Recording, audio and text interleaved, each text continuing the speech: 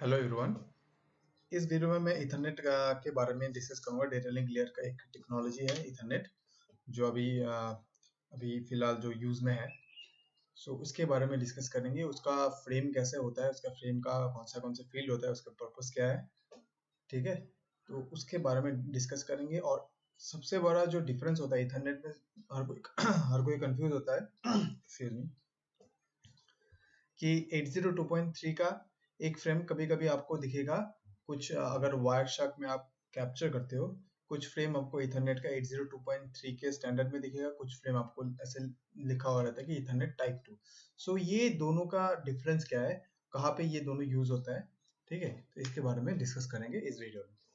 सो हम लोग पहले टीसीपी आईपी मॉडल में थोड़ा वो डिस्कस कर लेते हैं कि इसको समझना जरूरी होता है, कैसे पैकेट कहाँ किस लेयर से कैसे आता है, क्या नहीं। तो वो उसको थोड़ा हम लोग डिस्कस कर लेते हैं थोड़ा। ठीक है, सो क्या होता है, आप जब कोई सिस्टम या स्टेशन कोई एप्लीकेशन के थ्रू कुछ डेटा भेजना चाहता है, जैसे कि मान लो आप एफटीपी का बात कर रहे हो, एफटीपी के थ्रू आप कोई डेटा को एक्सेस करना चाह रहे हो। ठीक है, सो क्या करेगा, एफटीपी का जो डेटा हो, एफटीपी जो सर्विस है जो सिस्टम में रन कर रहा है, वो जो भी है, सो उसके थ्रू एक डेटा जनरेट होता है। राइट, ये हो गया डेटा। ये डेटा जाएगा नेक्स्ट लेयर पे। नेक्स्ट लेयर पे क्या होता है, नेक्स्ट लेयर पे ये डेटा तो मिल रहा है। ठीक है, सॉरी, ये डेटा नहीं होगा। सो ये डेटा तो मिल रहा है, ठीक है, मगर इसके ऊपर सेगमेंटेशन होता है। मीन्स ये तो सेगमेंट, डेटा का सेगमेंट, इसके ऊपर सेगमेंटेशन नहीं, इसका एनकैप्सुलेशन होता है ट्रांसपोर्ट लेयर का। एनकैप्सुलेशन में ट्रांसपोर्ट लेयर का जो फॉर्मेट है, ठीक है, यहाँ पे कुछ आपका पोर्ट एड्रेस, डेस्टिनेशन का port address, source port address, ठीक है, फिर फिर जो बहुत सारा जो सीक्वेंस, मतलब चेकिंग करने के लिए, एरर कंट्रोल करने के लिए जो सीक्वेंस नंबर, ये सब यहाँ पे एनकैप्सुलेशन होता है। ठीक है, उसके बाद ये पूरा जो डेटा है जहां से ट्रांसपोर्ट लेयर ने जिसमें एनकैप्सुलेट किया है, ये भेज देता है आपका नेटवर्क लेयर पे। नेटवर्क लेयर पे क्या होता है, नेटवर्क लेयर पे इसके ऊपर और एक एनकैप्सुलेशन होता है। मतलब ये तो ये डेटा के रूप में कंसिडर किया जाएगा नेटवर्क लेयर के लिए। नेटवर्क लेयर के लिए ये पूरा जो सेगमेंटेशन हुआ था ट्रांसपोर्ट लेयर पे, ये पूरा एज ए डेटा के रूप में इसको कंसिडर किया जाएगा नेटवर्क लेयर पे। उसके ऊपर आईपी पैकेट चढ़ाया जाएगा, इसको ही एनकैप्सुलेशन बोला जाता है। ठीक है, अभी ये पूरा, ये आपको जो दिख रहा है, ये पूरा जो है ये जाएगा आपका इथरनेट लेयर पे, मींस डेटा लिंक लेयर पे। इसको इथरनेट लेयर पे डेटा के रूप में कंसीडर किया जाता है। उसके ऊपर इथरनेट लेयर पे इनकैप्सुलेशन होता है। ये जो क्या होगा इस पे कि कुछ कम्युनिकेशन के लिए क्या एड्रेस क्या है, क्या नहीं है उसमें क्या। सो ये यहाँ पे इस डेटा लिंक लेयर पे हम लोग यही डिस्कस करेंगे कि डेटा के अलावा जो फ्रेम में और भी जो फील्ड्स होते हैं, वो फील्ड्स किस काम के लिए यूज होता है, उसका साइज कितना होता है, ठीक है, और क्या क्या एक्चुअल फील्ड रहता है, इसके बारे में डिस्कस करेंगे। और आपको दिखेगा 802.3, हम लोग सभी को पता है कि इथरनेट 802.3 स्टैंडर्ड IEEE स्टैंडर्ड है, मगर ये 802.3 का बहुत वेरिएशन हुआ था। उसके मतलब ये जो फ्रेम फॉर्मेट है, फ्रेम फॉर्मेट का बहुत वेरिएशन। अगर मैं बताता हूँ, 802.3 LLC है, ठीक है, 802.3 LLC स्नैप,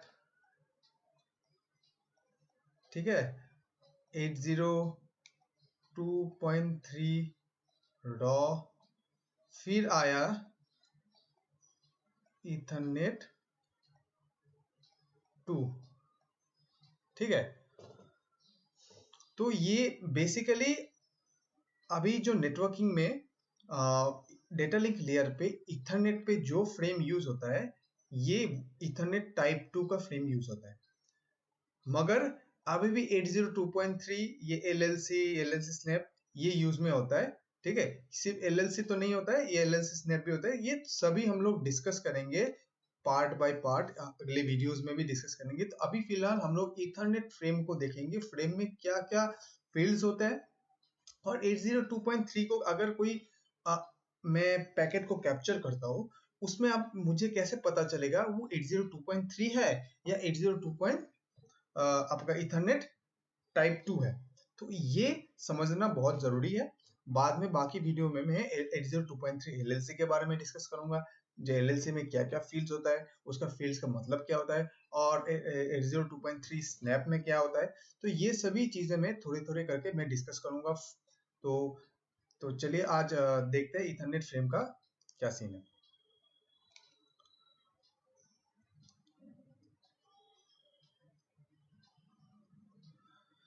सो आपको अभी यहाँ पे दिख रहा है एक इथरनेट फ्रेम दिख रहा है। ठीक है, सो ये जो इथरनेट फ्रेम आपको दिख रहा है, ये वाला ध्यान से देखिए, इसको बोलते हैं इथरनेट टाइप 2। ये टाइप 2 फ्रेम है, और ये जो दिख रहा है ये आपका 802.3 लिखा हुआ है यहाँ पे, ये 802.3 है। सो अगर आप ध्यान से देखते हो कि इसमें क्या डिफरेंस है, 802.3 में देखिए इसमें भी प्रीएम्बल है, इसमें भी प्रीएम्बल है, और ये आपको यहाँ पे जो नंबर्स दिख रहे हैं ना, ये साइज है, ये फ्रेम का जो फील्ड है, फील्ड का साइज है। अभी ये साइज किस यूनिट, यहाँ पे यूनिट बताया नहीं गया है, ये यूनिट होता है बाइट में। फील्ड लेंथ, सॉरी बताया गया है फील्ड लेंथ इन बाइट। तो ये बाइट 8 बाइट। तो इसका अगर देखते हो, ये प्रीएम्बल जो आपको दिख रहा है, ये प्रीएम्बल 8 बाइट का है, ये भी प्रीएम्बल है, मगर ये 7 बाइट का है। तो ये पहला तो डिफरेंस आपको पता चल गया कि इथरनेट टाइप 2 के फ्रेम में प्रीएम्बल 8 बाइट का होता है, और 802.3 में प्रीएम्बल 7 बाइट का होता है। तो मैं धीरे धीरे आपको फील्ड का भी बताते जा रहा हूँ कि ये क्या फील्ड है, ठीक है, कितने साइज का है, और उसके हिसाब से डिफरेंस कहाँ का आपको देखने को मिलेगा 802.3 का फ्रेम में और इथरनेट टाइप 2 का फ्रेम में। ठीक है, मैं इसके बारे में डिस्कस करूंगा कि प्रीएम्बल क्यों दिया जाता है, कहाँ पे यूज होता है। ठीक है, तो उसके बाद आपको 802.3 में दिखेगा SOF करके, जिसको स्टार्ट ऑफ फ्रेम डेलीमीटर कहते हैं, मगर ये फील्ड आपको इथरनेट टाइप 2 में नहीं दिखेगा। उसके बाद आपको मिल रहा है डेस्टिनेशन एड्रेस, 802.3 में भी डेस्टिनेशन एड्रेस है, इसका 6 बाइट, इसका 6 बाइट, ये एक्चुअली मैक एड्रेस होता है। सोर्स एड्रेस होता है, सोर्स एड्रेस का फील्ड है, इसमें भी सोर्स एड्रेस का फील्ड है। साइज भी देखिए सेम है, इसका भी साइज सेम है। ये टाइप है, ठीक है, इसमें टाइप फील्ड दिया जाता है, और इसमें लेंथ फील्ड है। यहाँ पे मेजर डिफरेंस आ जाता है आपका इथरनेट टाइप 2 का फ्रेम और 802.3 का फ्रेम। जो टाइप 2 का फ्रेम में, इसमें type field, ether type field का जो 2 बाइट्स का जो थर्ड फील्ड होता है, ये 2 बाइट का होता है, और 802.3 में ये टाइप फील्ड नहीं, ये लेंथ फील्ड में डिस्कस किया जाता है। इसके बाद आता है ये पेलोड। जैसे कि मैंने आपको समझाया था, नेटवर्क लेयर से कोई भी डेटा जब आता है, उसको एज ए डेटा के रूप में कंसिडर किया जाता है इथरनेट लेयर पे। तो ये नेटवर्क लेयर का जो भी डेटा एनकैप्सुलेशन हुआ था, एनकैप्सुलेशन होने के बाद जो आया था, ये उसको मतलब रेफर कर रहा है। ठीक है, उसके बाद आपको दिखेगा ये फ्रेम चेक सीक्वेंस है, इसमें भी फ्रेम चेक सीक्वेंस है, साइज 4 बाइट का है, इसका भी साइज 4 बाइट का है। इस तो ये मेजर डिफरेंस, तो आपको पता चल ही गया होगा कि मेजर डिफरेंस कहाँ होता है। यहाँ पे SOF होता है, तो इथरनेट टाइप 2 में SOF नहीं होता है। और यहाँ पे जो 2 बाइट का आपको टाइप दिखेगा, वो टाइप दिखेगा इथरनेट टाइप 2 में, इथर टाइप, और यहाँ पे लेंथ आपको दिखेगा 802.3 के जो फ्रेम्स होते हैं इथरनेट फ्रेम, उसमें दिखेगा। ये मेजर डिफरेंस है। ठीक है, तो इसके बाद और भी चीजें 802.3 में आते हैं, मगर वो अभी फिलहाल डिस्कस नहीं कर, वो किसी और वीडियो में मैं डिस्कस करूंगा। अभी हम लोग चलते हैं कि इथरनेट का जो प्रीएम्बल का मकसद क्या है, प्रीएम्बल क्यों दिया जाता है, इसको थोड़ा डिस्कस कर लेते हैं। तो आप सबको पता ही होगा कि जो इथरनेट एक्चुअली होता क्या है। अगर आप देखते हो इथरनेट जब इथरनेट कब वो डिस्कवर हुआ था उसके बारे में थोड़ा एक बार बता देता हूँ मैं। ठीक है, जो इथरनेट डिस्कवर किया था आपका बॉब मैटकैफे और डेविड बॉक्स, ये दोनों साइंटिस्ट मिलके ये इथरनेट टेक्नोलॉजी का जो इन्वेंशन हुआ था ये दोनों ने किया था। ठीक है, तो ये दोनों ने किया था वो भी 1970 में। मगर ये इन्वेंशन तो हो गया था मगर वो मार्केट में तब तक नहीं आया। मार्केट में आया 1980 में, मगर कोई और कंपनी ने इसको लॉन्च किया था, उसको कहते हैं Dix. Dix is not a single company, is a combination of 3 company. Dix का डी से होता है आपका डिजिटल इक्विपमेंट कॉर्पोरेशन, आई से इंटेल और एक्स से xerox, the most famous xerox. ठीक है, ये तीनों कंपनी ने मिलके ये इसको लॉन्च किया था। तो किसने पहले जो ये बनाया था, किसने बनाया? ये बनाया था आपका बॉब मैटकैफे ने 1970 में। ठीक है, और 1980 में डिक्स वालों ने इस इथरनेट को लॉन्च किया था। ठीक है, अभी जब ये इन्वेंशन हुआ था इथरनेट का तब उसका स्पीड था करीब करीब 3 मेगाबिट पर सेकेंड, और डिक्स वालों ने जो लॉन्च किया था वो उसमें कुछ चेंजेस लाया गया है, उसके हिसाब से उसको लॉन्च किया गया था 10 मेगाबिट पर सेकेंड के स्पीड में। राइट, सो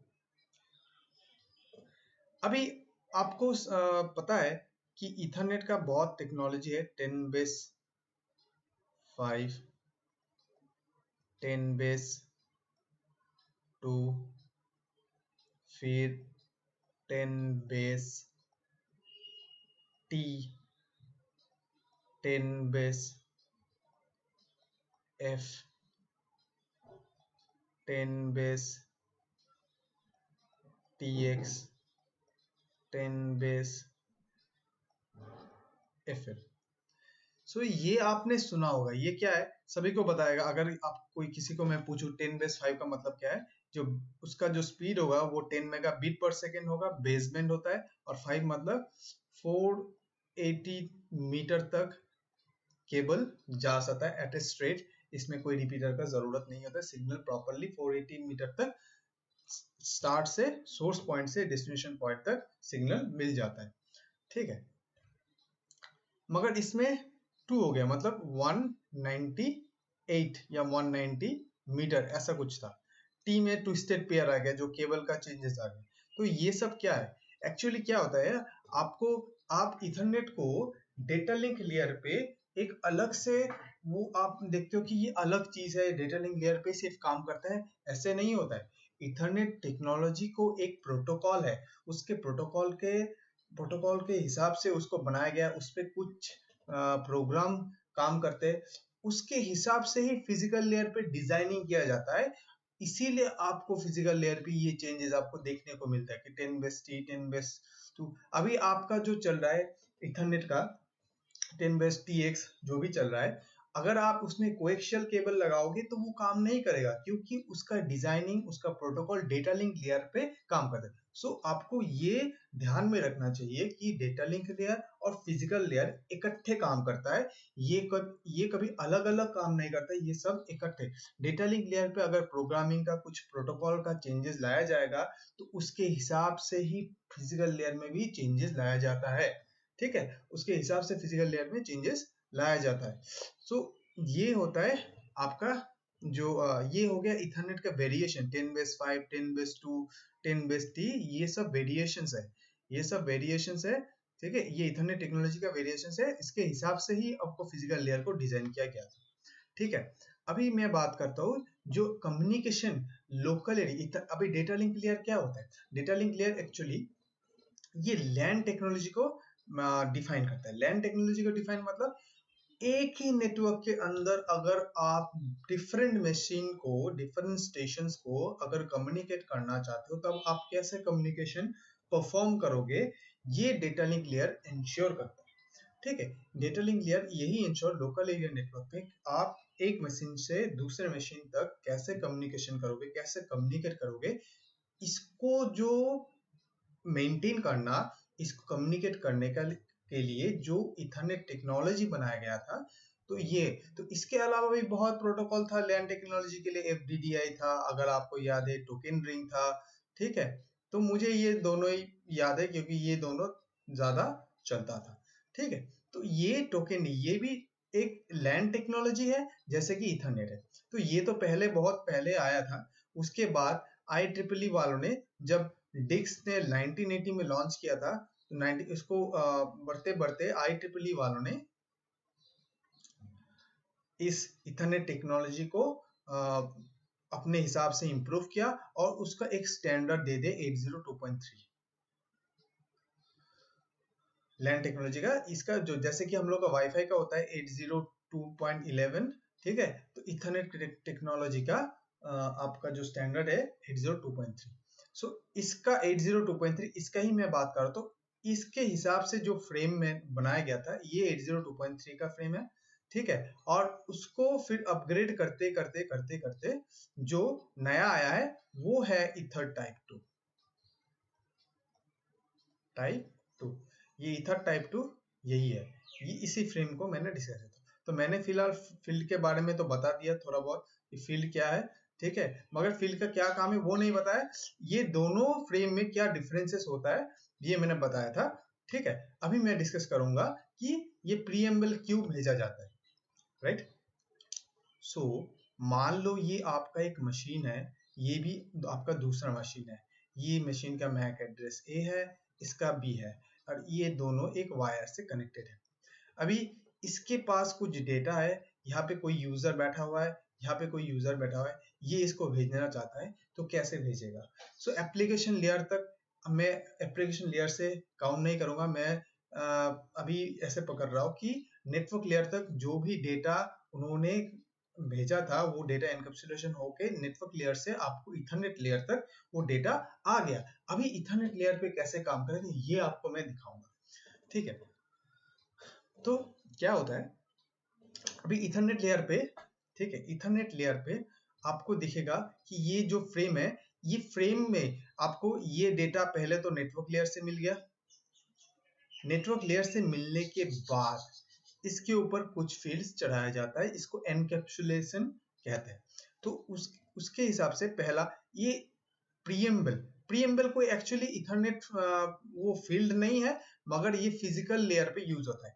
प्रीएम्बल का मतलब क्या है, प्रीएम्बल मतलब ये जब डेटा एनकैप्सुलेशन होने के बाद इस स्टेशन से दूसरे स्टेशन तक भेजेगा, तब उसमें ये जो NIC है, इसका NIC और इसका NIC, इसमें सिंक्रोनाइजेशन होना चाहिए, क्लॉक सिग्नल का क्लॉक सिंक्रोनाइजेशन होना चाहिए। क्यों क्लॉक सिंक्रोनाइजेशन होना चाहिए, क्योंकि हर कोई जो मशीन्स है वो एक क्लॉक सिग्नल के रूप में, अगर आप मदरबोर्ड या कोई इलेक्ट्रॉनिक चीज देखते हो, उसमें भी एक क्लॉक सिग्नल जनरेट करने वाला एक छोटा सा IC होता है जो क्लॉक सिग्नल जनरेट करता है। अभी आप यहाँ पे ये अलग, ये सेपरेट है, ये भी सेपरेट है, ठीक है। तो ये किस क्लॉक में चल रहा है और ये किस क्लॉक में चल रहा है, इसको पता होना बहुत मुश्किल बात है। और हम लोग मतलब जो भी ये मशीन्स को, जो ये इलेक्ट्रॉनिक्स डिवाइस को जनरेट करते हैं, एक मदरबोर्ड के अंदर तो क्लॉक सिग्नल सेम रहता है, अगर वो सेपरेट हो जाता है तो क्लॉक सिग्नल सेम नहीं रहता है। तो उसको क्लॉक सिग्नल को सिंक करने के लिए ये प्रीएम्बल भेजा जाता है। प्रीएम्बल कैसा होता है, प्रीएम्बल होता है 1010 ऑल्टरनेट ऑफ 1 एंड 0। एक 1 होगा, उसके बाद 0, एक 1 फिर 0, एक 1 फिर 0, फिर 1 फिर 0, ऐसे करके ये पूरा 8 बाइट अगर आप इसको बिट में कन्वर्ट करते हो तो मल्टीप्लाई बाय 8 कर दो तो वो हो जाएगा 64 बिट। 64 बिट का मतलब ये 1 एंड 0 करके 64, ऐसे 64 बिट्स ये भेजेंगे, ठीक है। ऐसे यहाँ से डेटा 1 एंड 0 करके ये बिट्स यहाँ से इस स्टेशन से दूसरे स्टेशन तक पहुंचेगा, तभी आपको पता चलेगा ये सिंक्रोनाइजेशन होता है। तो ये 802.3 के लिए ये बिट्स का जो कैलकुलेशन है, ये 7 बाइट को मैं बिट में कन्वर्ट करता हूँ तो ये 56 होता है। सो 802.3 के लिए ये 56 है, और इसके लिए ये प्रीएम्बल 64 बिट है। तो इसमें थोड़ा सा एक चेंज है, इसके लास्ट जो 2 बिट होता है, मतलब 62 बिट तक 1010 फॉर्मेट में ही चलता है। 1010 ऐसे करके 62 ऐसे 62 बिट 1010 फॉर्मेट है। लास्ट जो 2 बिट होता है वो 11 होता है। ये मैं इथरनेट टाइप 2 का बात कर रहा हूँ, ठीक है, क्योंकि इसमें स्टार्ट ऑफ फ्रेम डेलीमीटर नहीं रहता है। तो इसको मैं अभी थोड़ी देर में बताता हूँ ये इसका काम क्या है, ठीक है। तो ये आप ध्यान में रखिए, इसका प्रीएम्बल का जो पहला जितना भी पार्ट है ये 1010 के फॉर्मेट में आता है। लास्ट का जो 2 बिट होता है, 62 बिट तो 1010 ऑल्टरनेटिव 10 का फॉर्मेट में होता है, लास्ट जो 2 बिट होता है वो 11 होता है, ठीक है। ये आपका ईथर टाइप 2 का फ्रेम है। और इसका क्या होता है प्रीएम्बल का, इसका प्रीएम्बल में ऐसा कुछ नहीं होता है, ये पूरा 56 बिट जो है 101010 करके ऐसे 56 बार 10 ही होता है। अभी ये आपको यहाँ पे जो स्टार्ट ऑफ फ्रेम डेलीमीटर जो यहाँ पे नहीं दिख रहा है, यहाँ पे इसका काम क्या है, ठीक है, ये आपको मैं बताना चाहूंगा।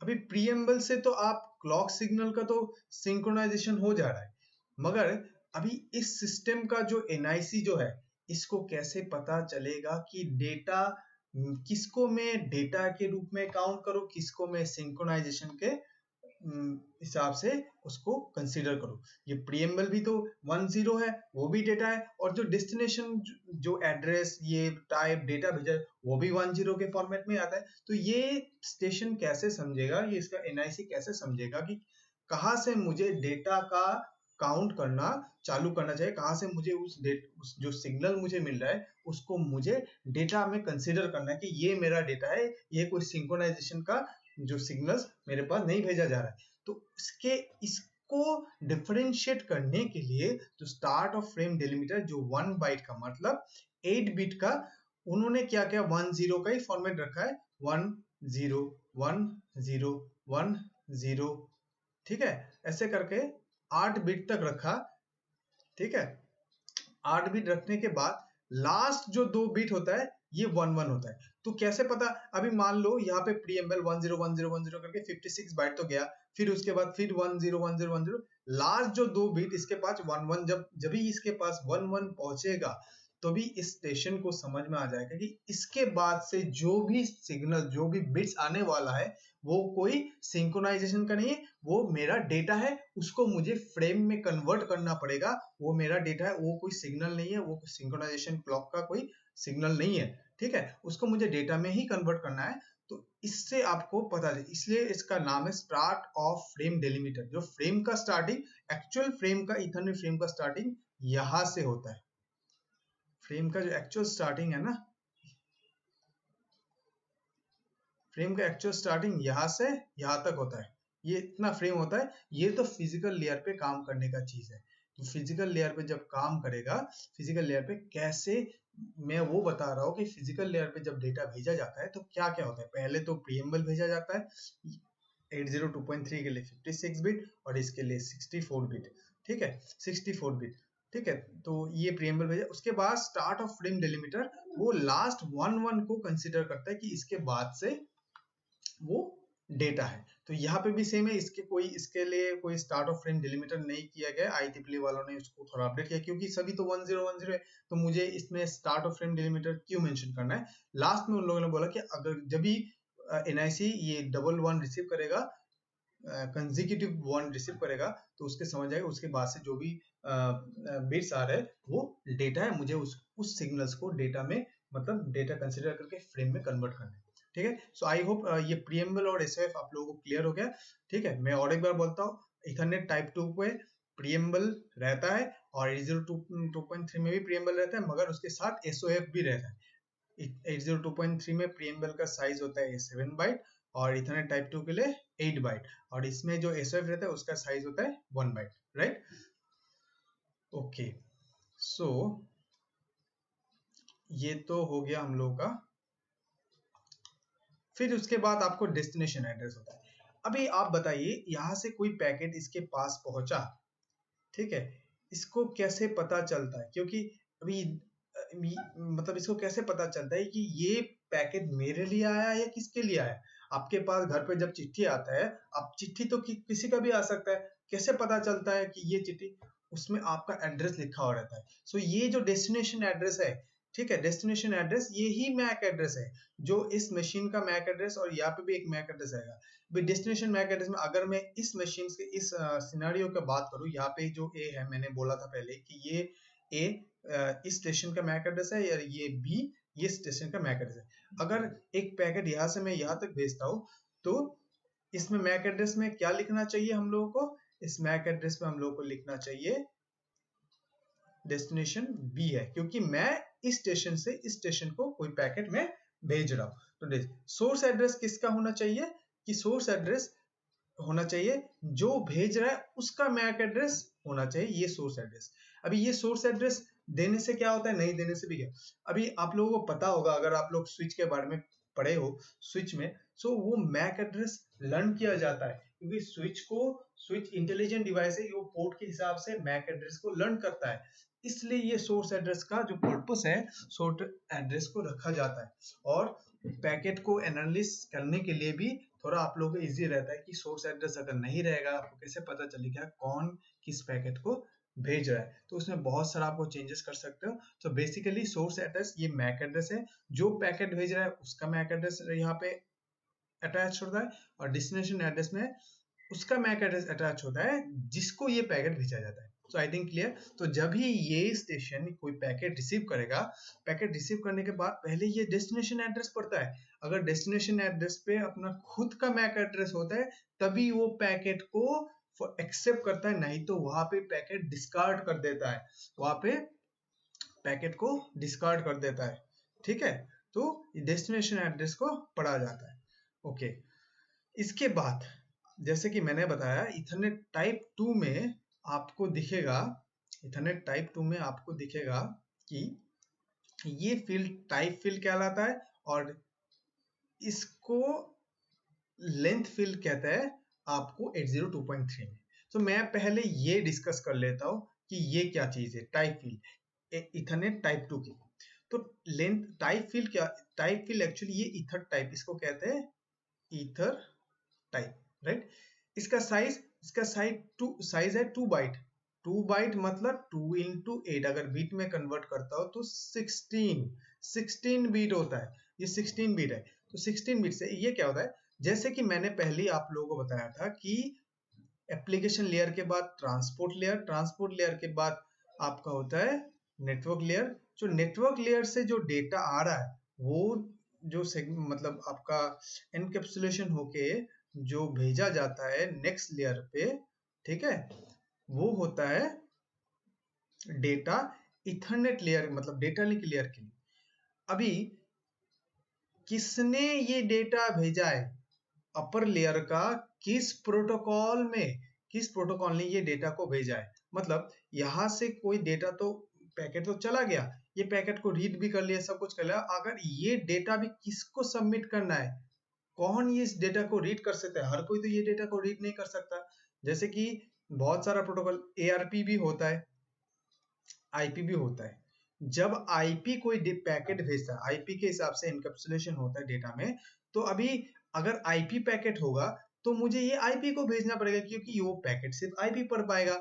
एआरपी का होगा तो वो एआरपी को भेजना पड़ेगा, अगर वो आईसीएमपी होगा तो आईसीएमपी भेजना पड़ेगा। तो ये जो डेटा का, ये डेटा किसको सबमिट करना है?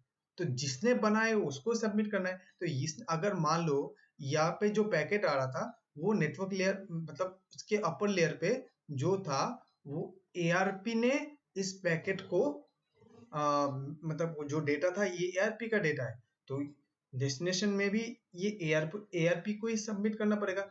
एआरपी का तो कुछ कोड होना चाहिए, हम लोग तो ऐसे सिंपल इंग्लिश लैंग्वेज में तो लिख नहीं सकते। तो एआरपी का कोड ईथर टाइप में होता है 0x0806। ये 0x का मतलब होता है ये हेक्साडेसिमल है, और ये हो गया आपका एआरपी का कोड।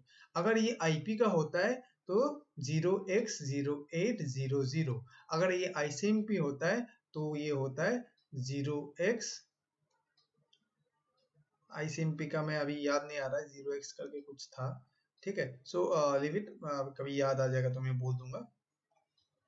तो बेसिकली किसका पैकेट है, कहाँ से ये डेटा रिसीव हुआ, किस प्रोटोकॉल ने ये नेटवर्क, ऐसा बात नहीं कि नेटवर्क लेयर का जो है वो उसको डिफाइन कर रहा है, ये डेटा किस प्रोटोकॉल ने इस डेटा लिंक लेयर को दिया, उसका जो कोडिंग होता है ये टाइप फील्ड में उसका कोड लिखा जाता है। तो जब स्टेशन जो दूसरा जो रिसीव स्टेशन है, जब इस पैकेट को पढ़ेगा, टाइप फील्ड देखेगा, अगर इसका वैल्यू 080 आता है तो उसको समझ में आ जाएगा कि मुझे ये डेटा को किसको हैंड ओवर करना है, आईपी को। अगर इसका वैल्यू 0806 है तब उसको समझ में आ जाता है कि मुझे as a data link layer ये पैकेट को मुझे अभी किस प्रोटोकॉल का कॉल करना है, एआरपी का कॉल करना है। तो इससे हिसाब से डेटा किसको सबमिट करना है ये टाइप फील्ड डिसाइड करता है, ठीक है। तो ये हो गया इथरनेट टाइप 2 का टाइप फील्ड। अभी यहाँ पे यही जो चीज है, ठीक है, ये सेम चीज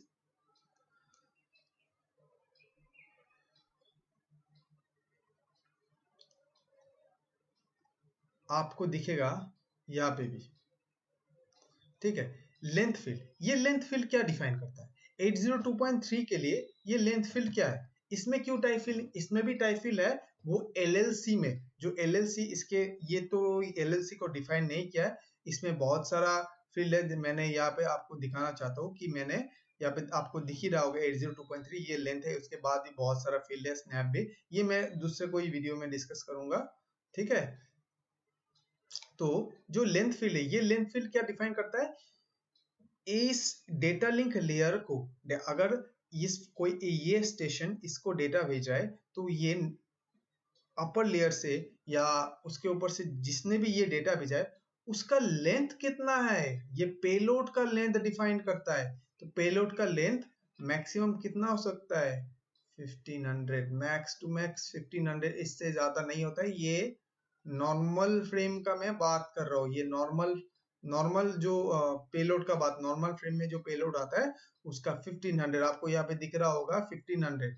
और मिनिमम कितना था, मिनिमम 46 था, ये मिनिमम 46 है। ये मिनिमम 46 सब में 46 नहीं रहता है, इसमें भी वेरिएशन होता है, ये मैं कुछ और वीडियो में बताऊंगा। अभी तो फिलहाल समझ लीजिए ये वेरिएशन 46 से स्टार्ट होके 1500 तक मैक्सिमम हो सकता है for normal case, normal frame के लिए, ठीक है। तो अगर ये 1500 है तो यहाँ पे ये 1500 लिखेगा, मगर ये 1500 तो डेसिमल वैल्यू है, ये तो हेक्सा, अगर ये 1500 को मैं बाइनरी में हेक्सा में कन्वर्ट करता हूँ, तो हेक्सा में अगर कन्वर्ट करने से इसका वैल्यू होता है 0x05D। सो इसका जो वैल्यू होता है, जो इसका वैल्यू होता है 05DC। तो अगर मैक्सिमम पैकेट का साइज मैक्सिमम यही होता है, ये जो पेलोड का, तो इसमें ये वैल्यू लिखा जाएगा 05DC, ठीक है। ये आपका हेक्सा में वैल्यू होता है और डेसिमल में इसका वैल्यू है 1500। तो ये पेलोड का कितना लेंथ है वो लेंथ इसमें मेंशन किया जाता है, ओके। सो आई थिंक मैंने टाइप फील्ड और लेंथ फील्ड को समझा दिया। उसके बाद आपका जो आता है ये डेटा, ये तो मैंने बता दिया कि उसके अपर लेयर से जो डेटा रिसीव होता है वही इसको पेलोड के क्या कहा जाता है, ये पेलोड होता है, ठीक है। ये पेलोड में कंसीडर किया जाता है, इसके लिए भी ये सेम है, इसके लिए भी सेम है, मगर ये डेटा का जो वेरिएशन 46 से 1500 तक होता है, राइट, ओके। उसके बाद जो ये 4 बाइट का आपको फ्रेम इस एफसीएस दिख रहा है, इसको कहते हैं फ्रेम चेक सीक्वेंस। इससे क्या होता है, ये एरर डिटेक्शन के लिए होता है। कैसे एरर डिटेक्ट करता है, मान लो यहाँ से एक पैकेट जनरेट हुआ, तो पैकेट में क्या क्या रहता है, डेस्टिनेशन, सोर्स, लेंथ और डेटा। अभी इसके ऊपर जो एफसीएस में इथरनेट लेयर पे जो एल्गोरिदम काम करता है वो CRC32 है। इसके ये पूरा जो डेटा है, जो डेटा उसके पास, इसके ऊपर एक ये CRC32 एल्गोरिदम का रन करने के बाद एक डेटा जनरेट होता है, उसको कहते हैं FCS। वो डेटा को इसमें अटैच करके यहाँ से स्टेशन तक भेजा जाता है। ठीक है, अभी स्टेशन से स्टेशन तक भेजा जाता है। उसके बाद क्या होता है, ये भी इसके पास रहता है। ये जो डेटा ये एज अ डेटा काउंट तो नहीं होता है, ये डेटा के ऊपर CRC32 जो FCS ये काउंट होता है। प्रीएम्बल SOF इसमें काउंट नहीं होता है, ये डेटा नहीं है, मैंने पहले ही बताया, ये सिंक्रोनाइजेशन के लिए यूज होता है। ठीक है, तो इसमें जो डेस्टिनेशन सोर्स लेंथ मिलता है, तो उसमें क्या होता है, जो डेस्टिनेशन रिसीवर जो है, इस फील्ड को अलग करके बाकी जो डेटा है उसके ऊपर वो खुद भी एक CRC32 जो एल्गोरिदम रन करता है, उसमें भी एक FCS जनरेट होता है। अभी इसके पास जो FCS जनरेट हुआ और इसने यहाँ से जो FCS रिसीव किया, ये जनरेटेड FCS है और ये रिसीव्ड FCS है। तो यहाँ से जो FCS रिसीव हुआ और इसने इस डेटा के ऊपर जो CRC32 रन किया था एल्गोरिदम, उसने ये FCS जो जनरेट किया, ये दोनों का मैचिंग होगा, कंपैरिजन होता है।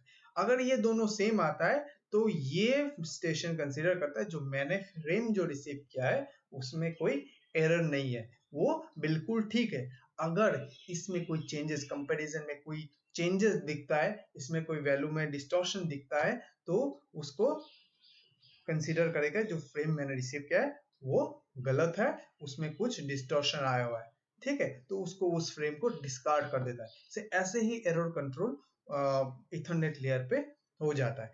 तो ये तो फिलहाल आपको मैंने समझा दिया कि हर फ्रेम का क्या क्या जो फील्ड है, फील्ड का क्या काम है, मैंने ये आपको समझा दिया। अभी मैं एक चीज पूछना चाहता हूँ, अगर आप वायरस्ट्रक यूज करते हो, वायरस्ट्रक में आपको इथरनेट लेयर का ये इतना सा पार्ट आपको दिखेगा, FCS शायद दिखता नहीं है। ठीक है, और ये भी दिखता है। अब ये आपको कैसे पता चलेगा ये 802.3 है या इथरनेट टाइप 2 है? आपको इस फील्ड से पता चलता है। ये आपको ये पहला, दूसरा, तीसरा, जो तीसरा फील्ड है, तीसरा फील्ड से पता चलेगा कि वो कौन सा फील्ड है। तो उसमें तो लिखा नहीं, उसमें तो सब हेक्साडेसिमल में वैल्यू रहता है। तो उसके लिए अगर अगर इस थर्ड फील्ड का वैल्यू 1536 से ज्यादा या इक्वल हो तो वो फील्ड लेंथ फील्ड नहीं होता, वो टाइप फील्ड होता है। उसको टाइप फील्ड क्या क्या कहा जाता है? ठीक है, उसको टाइप फील्ड कहा जाता है। और अगर इसका वैल्यू 1536 से कम होता है तो वो होता है लेंथ फील्ड। आपको मैंने पहले ही बता दिया लेंथ फील्ड क्या होता है। लेंथ फील्ड में आपका जो डेटा पेलोड होता है, वो पेलोड का साइज इसमें मेंशन किया जाता है। ठीक है, वो पेलोड का साइज मेंशन किया जाता है, वहां पे ही लेंथ होता है, वो लेंथ यहाँ पे मेंशन किया जाता है। तो मैं इसके बारे में और डिटेल में डिस्कस करूंगा नेक्स्ट वीडियो में कि लेंथ फील्ड को कैसे काउंट करना है, क्या नहीं काउंट करना है। सो आई थिंक मुझे जितना कहना था इथरनेट फ्रेम के बारे में 802.3 का डिस्कशन जो करना था मुझे, वो मैंने डिस्कशन कर दिया। उसके बाद का वीडियो में मैं LLC का क्या कैसे होता है काम, उसमें बहुत सारा, जैसे कि आपको 802.2 भी दिख रहा है, हेडर एंड डेटा, इसका क्या मतलब है, इसके बारे में मैं डिस्कशन करूंगा। सो आज के लिए इतना ही। Thank you.